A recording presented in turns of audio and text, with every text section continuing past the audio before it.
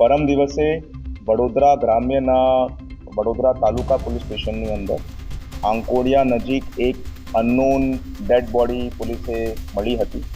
તે ડેડ બોડીને જોતા અંદાજિત 30 થી 35 વર્ષની એક મહિલાની એ ડેડ બોડી મળી હતી.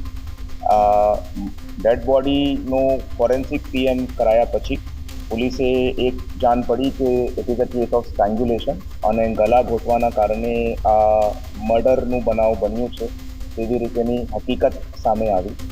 એ હકીકતને ધ્યાને રાખતા સર્વપ્રથમ પોલીસ દ્વારા આ વિક્ટિમની આઈડેન્ટિટીને પ્રસ્થાપિત કરવાનું કાર્ય ચાલુ થયું અને પોલીસ દ્વારા આ વિક્ટિમને શોધીને એ જાણ પડી કે આ એક અજીના બાનુ મુસ્તફા દિવાન 36 વર્ષની મહિલા છે, જો પોતે ગોરવા વિસ્તારની અંદર રહે છે. આ એમની ડેડ બોડી છે. એમના પરિવારને સંપર્ક કરતા એ અગાઉના રાત્રે 8 વાગ્યા પોતાના ઘરથી એકલી નીકળેલી હતી એવી રીતેની માહિતી પોલીસે મળી હતી. પોલીસ દ્વારા તાત્કાલિક પછી એમના કોલ ડિટેલ્સ, એમના મોબાઈલ ફોન તરફથી ઇન્વેસ્ટિગેશન કરવામાં ચાલુ કરાવવામાં આવ્યું. એ સાથે જ સીસીટીવી કેમેરા બનાવના સ્થળના અને એમના ઘર તરફથી જો નીકળેલા હતા તેમને ટ્રેસ કરતા પોલીસ જો છે તે આર્ય હાઇટ્સ પાસે એક ચોકડી ઉપર પહોંચી. ત્યાં એક ઇસ્મ દ્વારા એમને પોતાના મોપેડ ઉપર લઈ બેસાડીને આગળ જતાની હકીકત પોલીસે જાણ પડી. જ્યારે પોલીસ એ સીસીટીવીને આગળ પાછળ જોતી હતી ત્યારે અમે એક જો અક્યુઝ છે એમનું એક ક્લિયર પિક્ચર મળ્યું અને એવી રીતેની અમારા હ્યુમન સોર્સિસથી માહિતી મળી કે આ અક્યુઝ આ ફેમિલી સાથે નોન છે અને એમની મોટી બહેનના સાથે એ સંપર્કમાં છે. તો પોલીસ દ્વારા એમની મોટી બહેનની પૂછપરછ કરવામાં આવી. સાથે સાથે આ જો ઇસ્મ છે તે ઝોમેટોની અંદર નોકરી કરતો હતો. તો ઝોમેટોના રિજનલ પ્રેસિડેન્ટ સાથે વાત કરીને એમના તમામ રાઇડર્સની ડિટેલ બહાર કાઢવામાં આવી.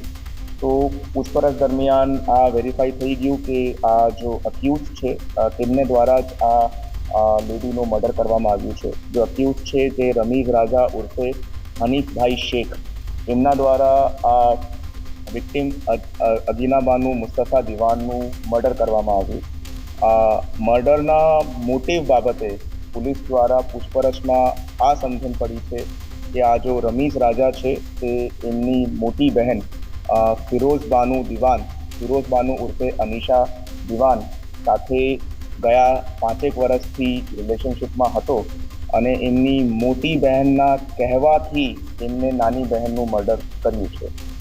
વધારે પૂછપરછ દરમિયાન પોલીસે ડોક્યુમેન્ટ્સ હાથ લગ્યા છે જેની અંદર ફિરોઝા બાનુ દિવાન તરફથી પોતાની બહેનની લાઈફ માટે એક લાઈફ ઇન્સ્યોરન્સની પોલિસી લેવામાં આવી હતી.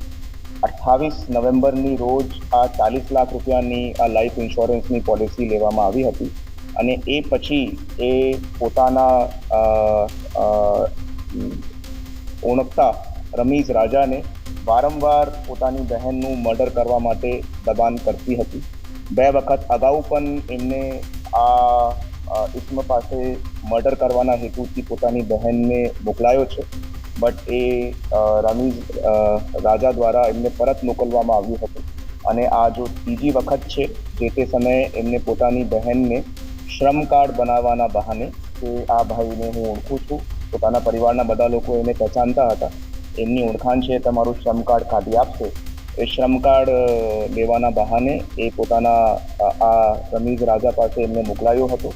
રમીઝ રાજા એમને આર્યા હાઇટ્સ પાસેની ચોકડી ઉપરથી પિકઅપ કરે છે અને પછી ત્યાંથી 3 કિલોમીટર દૂર આંકોડિયા કેનાલના પાછળવાળા અંધારાવાળા એરિયાની અંદર લઈને જાય છે અને એના દુપટ્ટાથી એમનું ગળું ઘૂંટીને આ મર્ડરનું કૃત્ય કરે છે. ફિરોઝા બાનુ છે તે પણ મેરિડ છે અને આ જો અજીના બાનુ છે, અજીના બાનુ મુસ્તફા દિવાન, એમના પણ ભૂતકાળની અંદર 3 વખત લગ્ન થઈ ચૂક્યા છે. નહીં, રમીઝ રાજાની કોઈ હિસ્ટ્રી એવી રીતેની નથી અને આ ફિરોઝા બાનુ અને રમીઝ રાજા બંને ભેગા મળીને જ આ પ્લાન બનાવ્યું હતું. 28 નવેમ્બરની રોજ આ ઇન્સ્યોરન્સ પોલિસીની પ્રથમ કિસ્ત એમના દ્વારા જમા કરાવવામાં આવી છે. Police has also recovered those document. અને આ જો ફિરોઝા બાનુ દિવાન છે એમના પોતાની સિસ્ટર સાથે ઘણા બધા ઝઘડાઓ દરરોજ થતા હતા. એ સાથે એમને પૈસાની ઇન્સ્યોરન્સની મુદત બાકી જાય એના હેતુથી એમનું આ મર્ડર કરાવવામાં આવ્યું.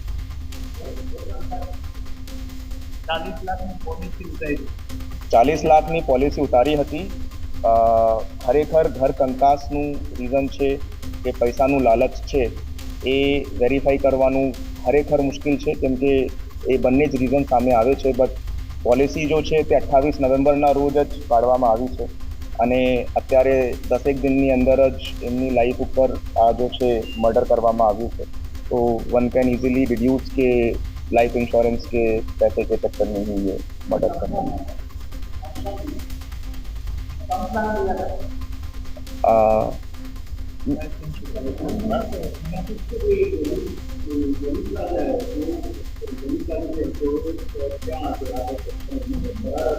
હા, રમીઝ રાજા ત્યાંથી ફરાર થઈ ગયો હતો અને પોલીસ દ્વારા જો છે એમને શોધીને અરેસ્ટ કરવામાં આવ્યું. અત્યાર સુધી જો ઇન્વેસ્ટિગેશન આવી છે એમની અંદર આ બે લોકોની મુખ્ય ભૂમિકા દેખાય છે. બાકી હાલ ઇન્વેસ્ટિગેશન ચાલુમાં છે અને બીજા કોઈનો પણ રોલ આવશે તો અમે એની અંદર આગળની કાર્યવાહી કરીશું.